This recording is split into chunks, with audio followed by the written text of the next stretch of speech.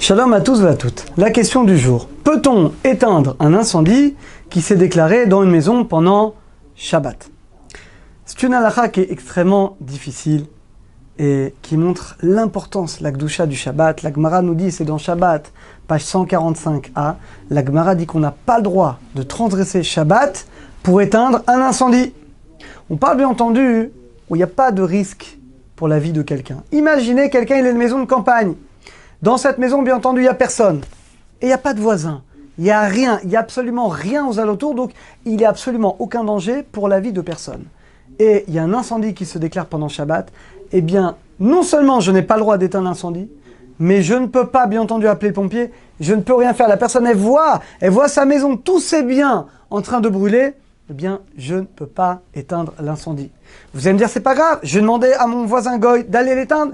Je n'ai pas le droit également. Pourquoi? Dit le Ran. Au moment où il y a un incendie, la personne elle est prise de panique. Elle voit tous ses biens en train de partir en fumée. On a peur que si on te permet d'aller demander au Goy d'éteindre le feu, tu vas dire, bah, lui ou moi c'est pareil. Et toi-même le juif, tu vas venir éteindre. Donc, moi le juif, j'ai pas le droit d'éteindre. Mais je n'ai même pas le droit de demander à un Goy de manière directe d'éteindre le feu. Quel moussard pour nous. Regardez la Kedusha du Shabbat. Shabbat, c'est tellement grave de transgresser Shabbat que la seule autorisation de transgresser Shabbat, c'est Pikuar Nefesh. C'est quand il y a un risque pour la vie de quelqu'un.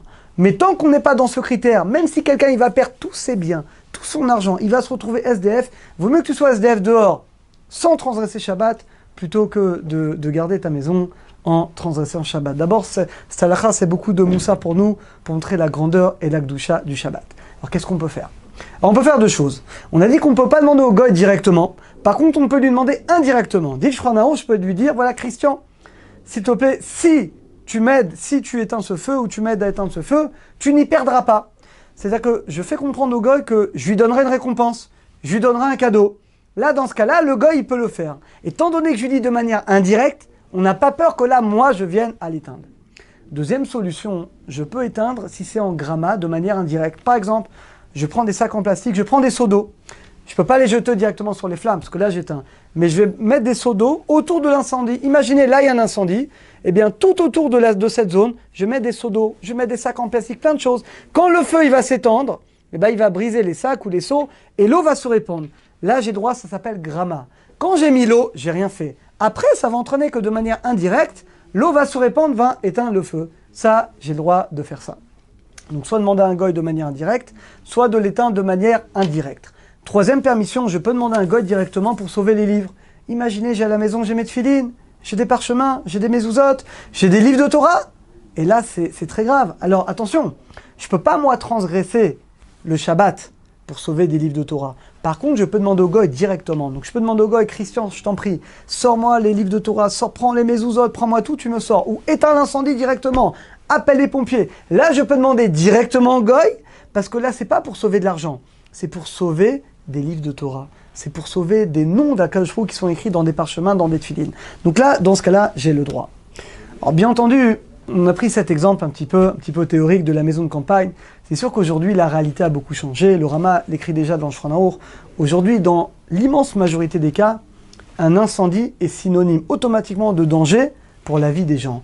Alors dans les immeubles, c'est une évidence, parce que quand le feu il prend un endroit, eh ben, tu ne peux pas savoir, il y a des ballons de gaz, ça peut faire une explosion, ça peut se répandre à tout l'immeuble.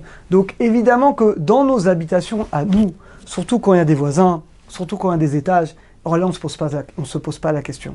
On ne peut pas se poser la question parce que le temps de perdu, peut-être que l'eau nous, ça va entraîner l'eau nous un danger pour quelqu'un. Donc vadaï que quelqu'un qui est dans une habitation où il y a un risque pour lui ou pour des voisins ou pour dans l'immeuble ou qu'il y ait une explosion, évidemment que dans ce cas, tout de suite on doit éteindre le feu, tout de suite on appelle les pompiers, on ne va même pas perdre de temps d'appeler le Goy. Mais encore une fois, prenez le cas de la maison de campagne où vraiment il n'y a pas de voisins, il n'y a pas de risque, il n'y a pas d'habitants, il n'y a aucun risque pour personne.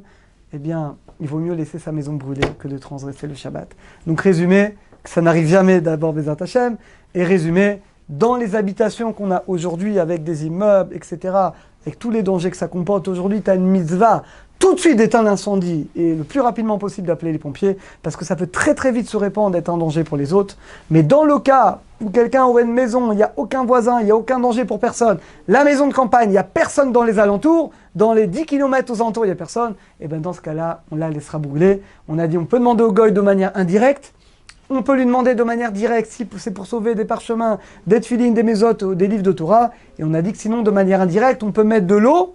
Et quand le feu arrivera, Bezat Hashem, eh bien l'eau éteindra. Alors Bezat Hashem, qu'on n'ait jamais besoin de salachot, qu'il n'y ait jamais d'incendie, ni le Shabbat, ni en semaine. À très bientôt à tous.